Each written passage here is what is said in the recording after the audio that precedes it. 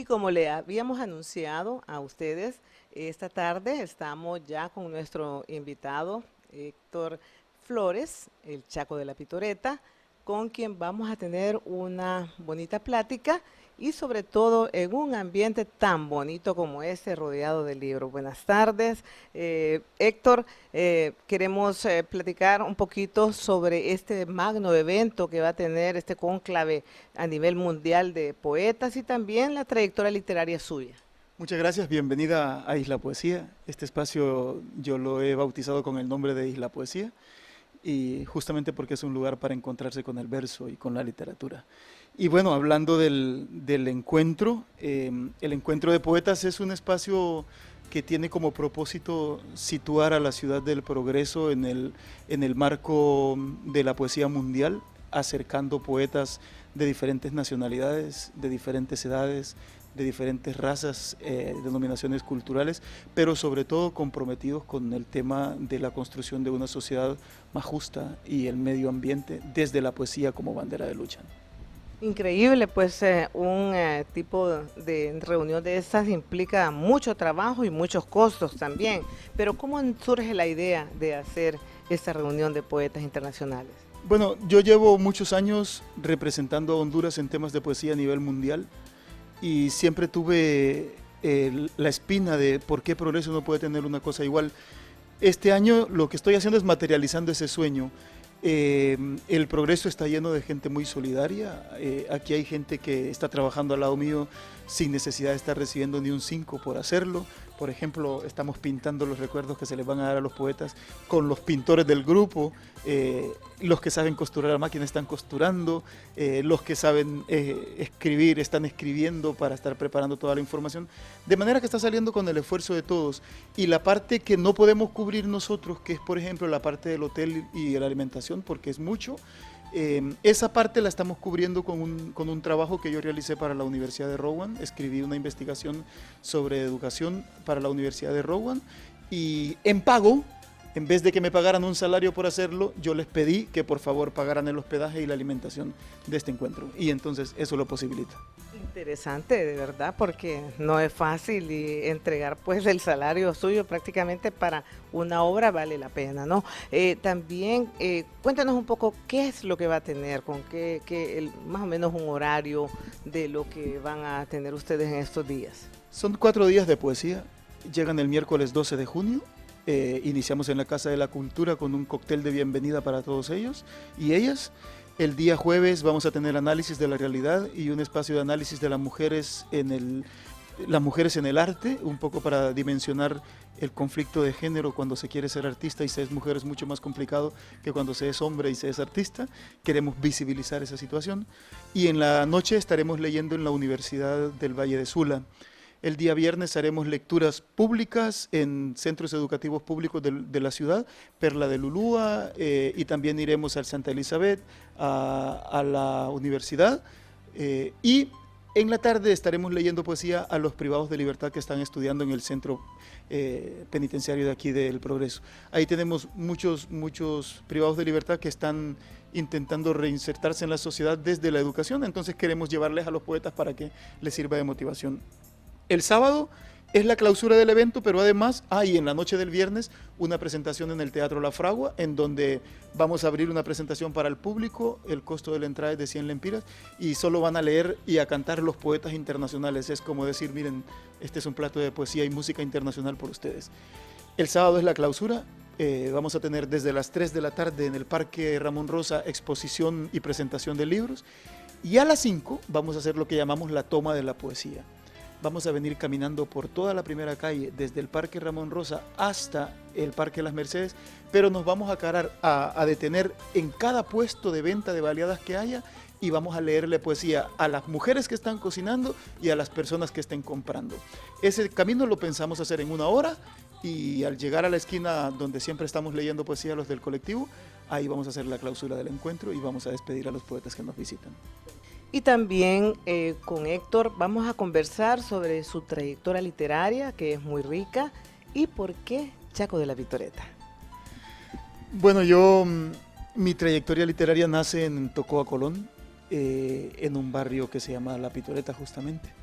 Y, y surge gracias al consejo de un amigo jesuita, el cual siempre me estaba encomendando tareas, y cuando yo terminaba la tarea me decía, y el diario y la memoria de lo que fuiste a hacer, ¿dónde está? Y yo no la escribí. Pues escribíla, porque lo que uno no escribe es como que nunca lo hizo. Y fue interesante porque de ahí nació para mí la idea de trabajar el tema de escribir. Finalmente tuve la oportunidad de publicar sin saberlo.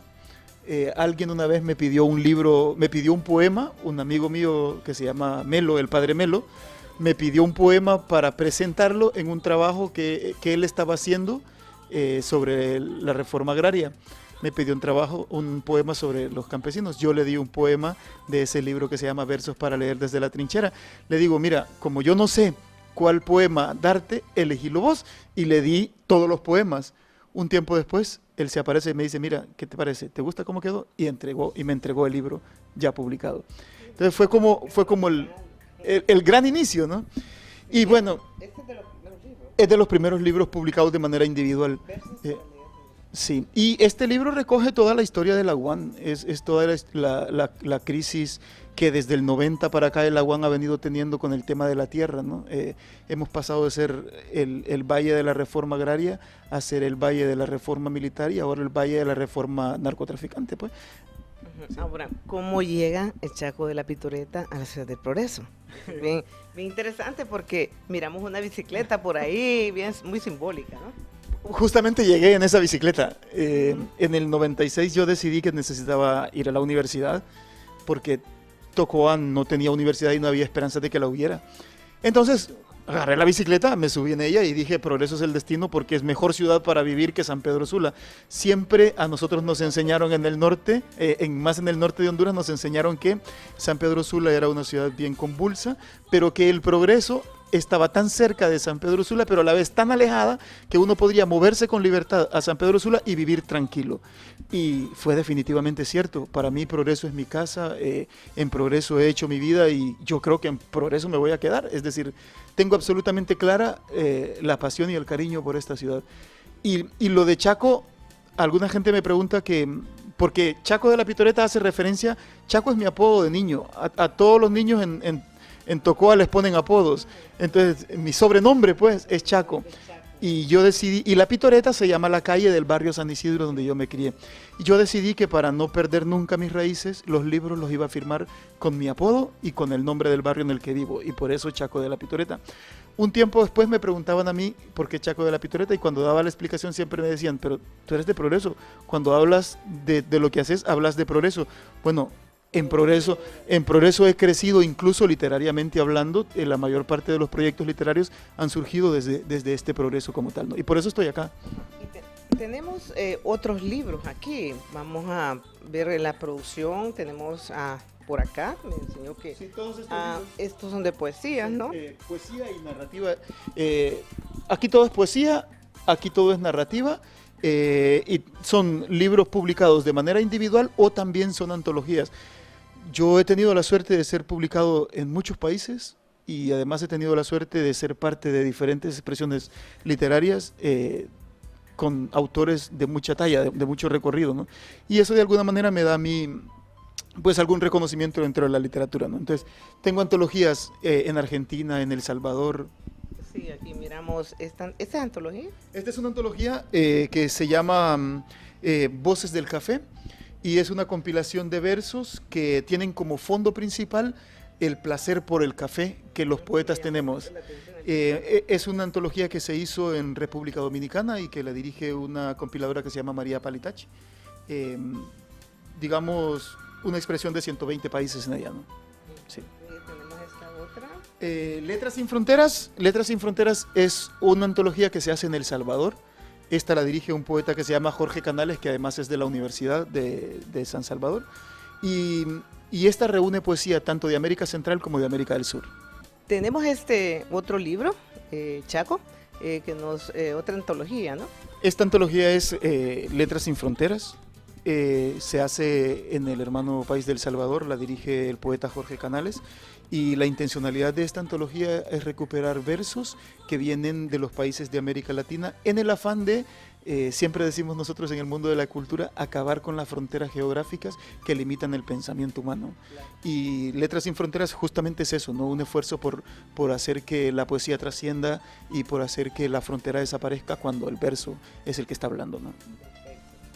Otro de estos libros, Voces del Vino. Voces del Vino es una compilación que se hizo en New York. Esta antología es un encuentro con los versos en cada uno de los festivales a los que uno va. Por lo general es normal el tema del vino, es normal el tema del brindis entre los poetas. Fuimos haciendo esfuerzos porque se recuperaran esos versos y que se pudieran plasmar en un libro. María Palitacci está en New York y es quien está haciendo esta compilación de versos. Una cuestión maravillosa. De hecho, Voces del Vino, la que se llama Voces del Café, esta que es Voces de América Latina, este es cuentos, no es poesía, sino que son cuentos en los que yo también escribo cuentos, y entonces se hizo una compilación de cuentos del nuevo cuento moderno de América Latina, y yo tuve la suerte de ser incluido, y el otro que es poesía, que también es una antología. No, es una cosa curiosa, pero nosotros tenemos, son 4 libros en una línea de compilación. Los 4 libros han ganado de manera consecutiva el Latin Award, el premio más importante al libro latino en Estados Unidos. Y es una cosa curiosa porque nosotros no le damos mucho eco a eso. Sin embargo, en Estados Unidos, por ejemplo, es uno de los libros más vendidos, es uno de los libros más utilizados en la escuela para la enseñanza del español, los libros de esta antología que dirige María Palitacci, ¿no? Sí. Muy bien, excelente. Tenemos 100 palabras. Ese es... lindo, muy original. Es un diseño totalmente diferente. Algo tan bonito, mire, que puede apreciar este libro tan original. Y si usted se da cuenta, para mí es un absoluto lujo estar en ese libro porque... Exactamente. Este es un libro... Poeta Rigoberto Paredes. Esto se puede sacar de la caja y se lee de manera individual. Este libro para mí es emblemático porque ser tomado en cuenta en una antología en donde están a mi gusto los más grandes poetas de la historia hondureña. Yo a la única poeta que he hecho en falta en este libro es a Juana Pavón. Ella no, sí, de ella no hay poemas en ese libro, pero de ahí yo tengo la suerte de coincidir con escritores de talla mundial, pues. Karen Valladares, sí. Chavala, que ahora está en Tegucigalpa también, sí. Escritora. Muy original. Y este es un libro que se produjo en el Centro Cultural España. Son ellos los responsables de la edición del libro y fue una manera de recuperar los 10 años que lleva de ser parte de Honduras el Centro Cultural España, y lo hicieron con ese libro, ¿no? Con la antología. Tenemos este otro pequeñito. Dice el profesor Julio Escoto que cuando él encontró este libro no hallaba qué pensar, porque dice que es una versión bastante extraña. La verdad es que yo tenía ganas de hacer un libro de bolsillo, sí. Pero además de que fuera de bolsillo, que fuera un libro accesible, porque en un país como el nuestro, esos libros son caros. Entonces yo decía, yo tengo que hacer un libro que me permita hacer que la gente casi se lo lleve sin pensarlo. Cuando yo edité este libro valía 30 lempiras. Sí. Entonces era fácil, y fue por eso uno de los libros que más rápido se movió dentro de la poesía que yo publiqué, ¿no? Sí. Interesante, vamos a ver, por aquí tenemos 1976. 1976 surge para celebrar 40 años de poesía. Yo escribí mi primer verso, le digo yo a mi mamá, mi primer verso fue usted. Cuando yo le dije a mi mamá que la quería la primera vez, fue mi primer poema. Cuando cumplí 40 años decidí hacer una publicación de poemas que están en este libro, que van desde mi primer poema hasta los últimos que escribí antes de los 40 años. Entonces fui haciendo una compilación personal. Y acá yo, si me dan permiso, sí quisiera hacer una mención especial. Este libro yo se lo dediqué a un viejo amigo que seguramente usted conoce muy bien, que se llamaba Guillermo Fernández, que fue un actor del Teatro La Fragua, que fue asesinado ahí en la colonia San Jorge. Claro que conocimos a Guillermo. Guillermo, sí. Yo fui teatrista muchos años, y en un taller de teatro en Salamá usó estas frases para referirse a mí. Cada uno de nosotros tiene su propia historia y puede contarla. Es más, estoy seguro que algunas se van a escribir, y esas van a ser los cuentos o los poemas del mañana. Guillermo nunca vio un libro publicado mío, porque murió antes de que yo publicara un libro. Cuando yo publiqué este libro quise dárselo a su memoria porque fue profético. Él jamás se imaginó que yo iba a ser un escritor, y cuando él murió yo estaba empezando a hacer las primeras publicaciones de mis libros, y fue como, bueno, decirle a él, mira, esto es por vos, ¿no? Bueno, tenemos otros libros de investigación, ¿no? Hay investigaciones que tienen que ver con derecho, soy abogado. Sí, claro, ajá, sí. Otras investigaciones que tienen que ver con educación, porque por el mucho sistema tiempo, penitenciario sí, hondureño, un esa es diagnóstico una a la investigación luz de los derechos derechos humanos, qué humanos. interesante. Luego hay investigaciones, Ujú. esto es sobre educación, por ejemplo, educar en contextos de violencia. Esta que está aquí es la educación pública en Centroamérica, un trabajo que hice con la Universidad de los Jesuitas en todo Centroamérica. Y luego están libros particulares como de la opción a la acción o esta Fe y Alegría entre las y los Tulupanes, que son libros que yo he ido escribiendo a lo largo de las experiencias de trabajo que he tenido como investigaciones para el trabajo, ¿no? Y ahora están convertidos en documentos y libros acá. Excelente, muy buen trabajo, una gran producción literaria, pero también me llama mucho la atención este libro, que es el libro insigne pues, del evento que van a tener, la espera infinita, ¿verdad? Que es el encuentro de los poetas. ¿Qué nos puede comentar sobre este libro? Yo diría que este es el hijo reciente, ¿no? De hecho, hace unos minutos vine de San Pedro Sula para recogerlo. Calientito, entonces, para Ustedes lo están viendo de primera mano y nos vamos a asegurar de que esta sea su copia desde ya. Este es un libro antológico, recoge la poesía de 43 poetas que van a estar en la Ciudad del Progreso leyendo poesía del 12 al 16 de junio, de 12 nacionalidades, son 12 países, tenemos gente que viene de España. ¿Algunos nombres aquí? Por ejemplo, por citar algunos, Alejandra Valverde viene de Costa Rica, es una joven poeta, una promesa de la poesía centroamericana. Julio César Chamorro viene de Colombia. Julio César Chamorro es el presidente de la Cámara Colombio-Ecuatoriana de Historia y además es poeta, y vamos a tenerlo aquí en la Ciudad del Progreso compartiendo su poesía. Cintia Maldonado es hondureña, pero lleva muchos años viviendo en España, fue de esas mujeres que se fueron ilegales a buscar trabajo a España y ahora está nacionalizada, y es una poeta que está publicando mucha poesía en España y viene invitada para acá para el encuentro, ¿no? Y todo el último bloque del libro son los poetas hondureños que nos van a acompañar, como por ejemplo Rubén Sanabria, que es de San Pedro Sula, Gustavo Campos, que seguramente ustedes lo conocen porque es uno de los poetas más laureados que tenemos en Honduras, de los que más premios han ganado, pero junto a ellos, por ejemplo, yo puedo decir con mucho orgullo, pero además así, con bastante orgullo, uno puede encontrarse una poeta como Wendy Acosta, que seguramente en el Progreso no la reconocen como poeta y es una progreseña que escribe muy bonita poesía. O en su defecto, por ejemplo, una poeta como es el caso de Tatiana Sorto, que ustedes la deben de reconocer porque es pintora, porque es diseñadora y está trabajando mucho el tema de la ropa con pintura artística, pero son poetas. O Gabriela Lazo, que es una niña que apenas alcanza los 19 años, pero ya es parte de esta antología. Edwin Discoa, son niños que nadie les está creyendo en su verso y hoy, sin embargo, tienen la oportunidad de codearse con los mejores escritores de América Latina y de Europa.